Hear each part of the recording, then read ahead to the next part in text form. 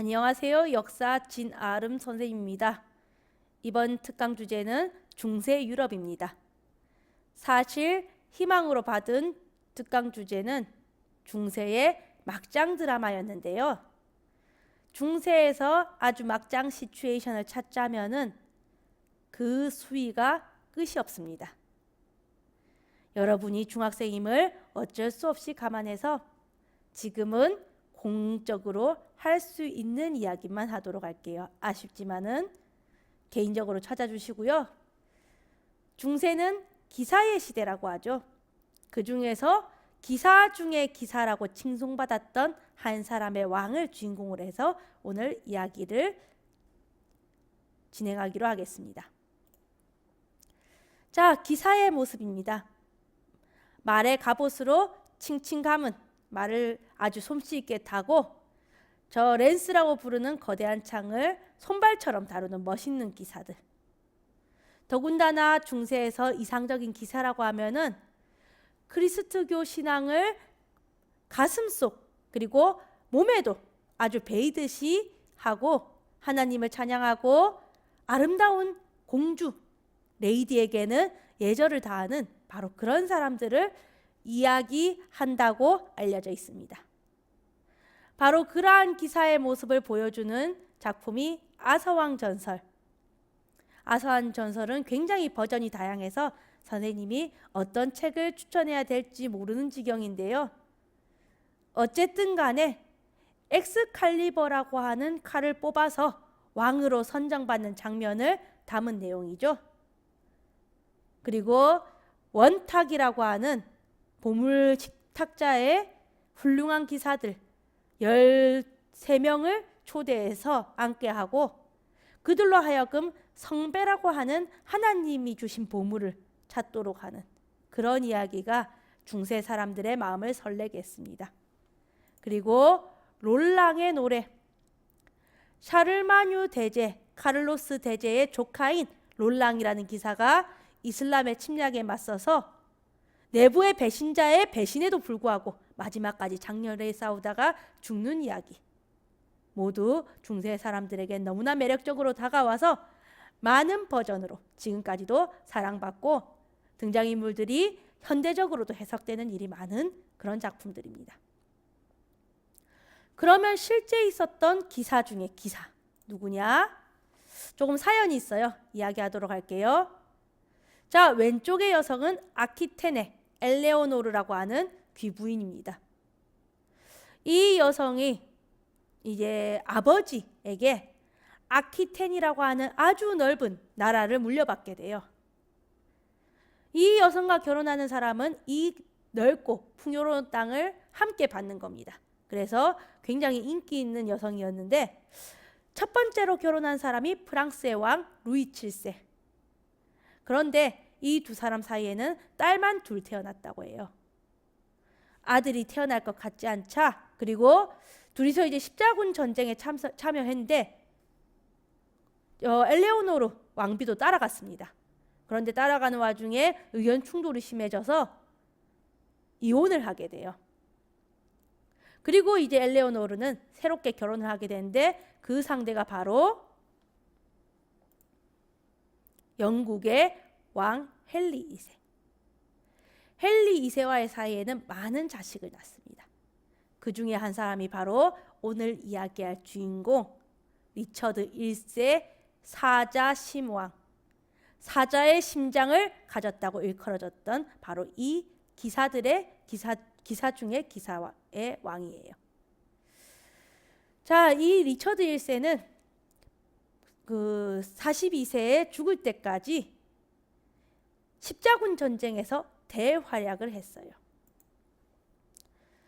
이 본인도 아서왕 전설이라든가 여러 기사 이야기에 완전히 심취해 있었고 내가 이 아서왕이나 전설 속의 기사들처럼 활약할 수 있는 곳은 바로 십자군 전쟁밖에 없다라고 해서 젊어서부터 십자군 전쟁에 완전히 몸을 던지게 됩니다. 이 리처드 1세가 참여했던 십자군이 3차 십자군이고요. 이때는 살라딘이라고 하는 이슬람의 영웅도 전쟁에 참여했었어요. 그런데 그 살라딘조차도 얘는 사람이 아니고 악마다 라고 할 정도로 리처드 1세의 무용, 어려운 말이죠. 싸울 무자에 용기 용자라고 합니다. 그 싸우는 실력과 용기를 감탄했다고 할 정도입니다. 몇 가지 에피소드를 이야기하자면요. 처음에 이제 십자군 전쟁을 하러 예루살렘이 있는 서아시아에 도착했어요. 배를 타고 당연히 도착을 합니다. 그 배에서 이제 내리는데 당연하지만은 배에서 내릴 때가 군대에는 가장 위태로울 때예요. 지키고 있는 적군에게는 가장 공격하기 쉬운 찬스입니다. 그런데 그 바다에서 땅으로 내려서면서 뭐 배에서 편하게 있고 싶었는지 슬리퍼 같은 걸 신었던 모양인데 그럼에도 불구하고 아주 절묘한 전략으로 엄청난 용기로 바다에서 육지로 뛰어내려서 성을 공격해서 승리를 거뒀다. 자, 그리고 뭐 대단한 얘기가 정말 많은데요. 그 중에 또 하나가 혼자서 적진 한가운데 뛰어들어서 주위로 닥친 대로 이슬람 군인들을 죽여대어서 승리를 거뒀다던가 15명이 수백 명의 이슬람 군인과 싸워서 승리를 거뒀다던가 당시에 이제 이슬람의 기사를 똑같은 입장에서 기사를 아미르라고 부르는데요. 혼자서 32명의 아미르를 쳐 죽여버렸다던가 그런 엄청난 이야기들이 어마무지하게 많습니다. 자, 그런 대활약을 벌이자 살라딘도 저것은 사람이냐 악마냐 라고 하자 옆에 있던 신하가 아무래도 사람은 확실히 아닙니다 라고 할 정도로 그 정도의 활약을 보였다고 하죠. 그런데 그 와중에 국내는 어떻게 되었느냐? 여러분, 누가 뭐래도 리차드 1세는 본인은 기사로 살고 싶었지만은 왕이에요. 그런데 그 왕이 국내 정치에 대해서 관심을 안 가지고 있으면은 무슨 일이 벌어질까요? 더군다나 리차드 1세는 전쟁을 하기 위해서 국민들에게는 세금을 많이 요구했습니다. 영국 국민들에게는. 그리고 집안일을 거의 돌보지 않아서 사실 본인도 아버지인 헨리 2세를 배신하고 아버지를 왕위에 쫓아내려고 반란을 한 적이 있었어요. 그런데 자신도 똑같은 일을 당한 거죠. 자, 보겠습니다. 왼쪽이 유명한 영국의 전설 로빈 후드의 상상화입니다. 로빈 후드라고 하는 나쁜 귀족들을 물리치고 백성들을 도와주는 사람에 대한 전설이 왜 생겼을까? 바로 리처드 1세와 이어지는 존왕 시대에 힘들고 가난하게 살아가는 영국의 농민들의 마음을 반영한 게 아닐까라는 생각이 들고요. 그리고 오른쪽에 있는 사람이 리처드 1세의 동생 존 왕입니다. 당연히 리처드 1세가 왕일 때는 왕이 아니었는데요. 리처드 1세가 자식이 없이 죽고 나서 왕위에 올랐을 때 그의 별명은 존 더 랭랜드. 나라를 잃어버린 왕 존이란 뜻이에요. 그런 별명이 붙는 인물이었습니다. 형이 살아있을 때도 형이 영국에 없으니까 반란을 몇 번이나 꾀했고 그리고 형의 자리를 이어받았을 때도 프랑스의 왕 필리프 2세에게 맞섰다가 완전 깨져서 땅을 엄청 잃어버리고요. 그런 식으로 하면서 국내에 교회의 성직자들이나 귀족들과도 갈등이 생겨서 마그나 카르타라고 하는 약속에 서명을 하게 되는 그런 모습. 굉장히 정치를 못한, 그런데 그런 동생을 전혀 컨트롤하지 못했던, 자신이 아버지를 배신하고 반란을 일으킨 것처럼 존도 리처드를 배신하고 반란을 일으켰는데요. 그런 동생을 어떻게 하려고 하지 않고 방치해 두었다라고 하는 그런 지적은 리처드 1세라고 해도 피할 수가 없을 겁니다. 조금 상관없는 이야기를 하자면요. 로빈 후드 전설에는 리처드 1세가 꽤 많이 나와요. 존이 잘못된 정치를 하고 있었을 때 로빈 후드가 거기에 맞서서 저항을 하고 마지막에 등장해서 로빈 후드를 칭찬하는 역할 또는 로빈 후드와 함께 싸우는 역할로 많이 묘사가 됩니다. 영국의 소설 아이반호라고 하는 소설에서도 그렇게 묘사가 돼요.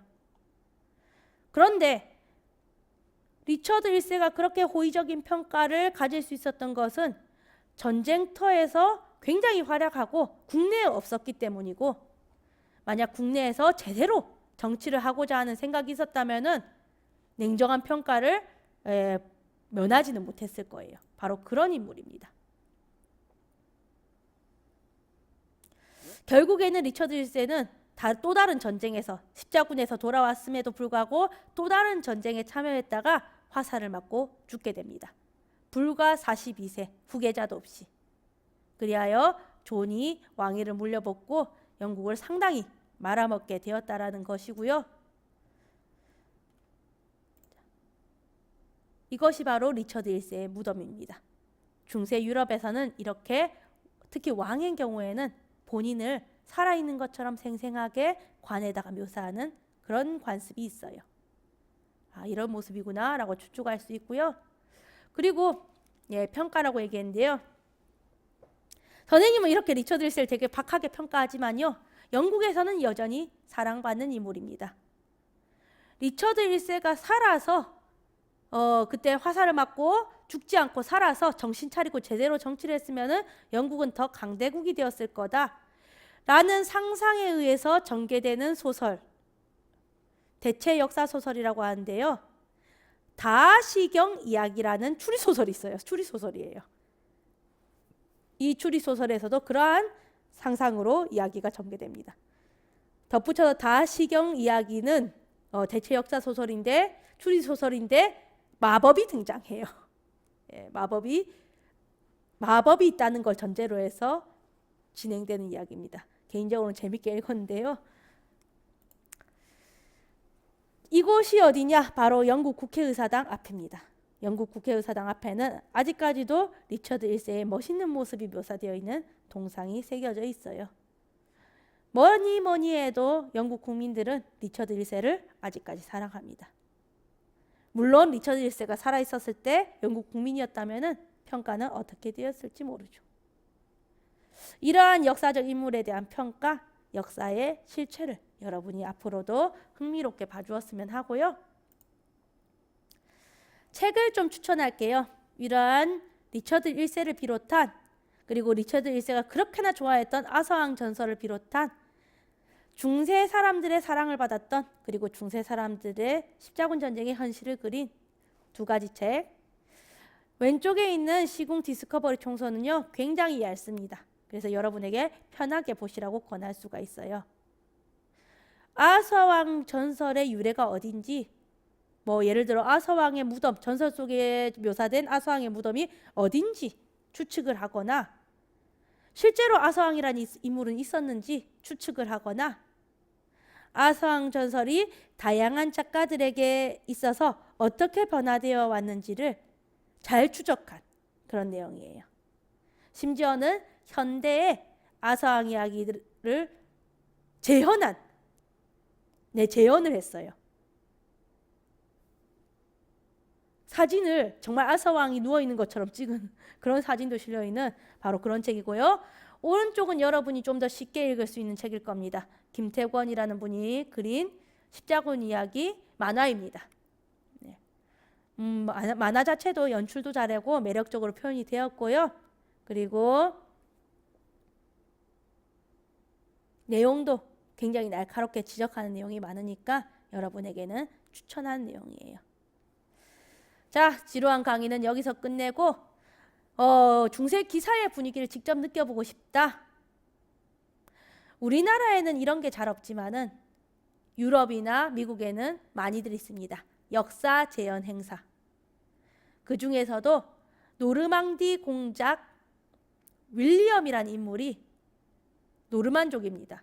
정확히 말하자면 노르드족이 프랑스 문화를 받아들인 노르만이라고 하는 문화권 출신입니다. 이 정복왕 윌리엄이 영국을 정복하게 된 결정적인 사건, 헤이스팅스 전투를 재현한 행사를 여러분에게 소개하면서 퀴즈를 하고 오늘은 마치도록 하겠습니다. 아직 안 끝났습니다. 다음 장면을 봐주십시오.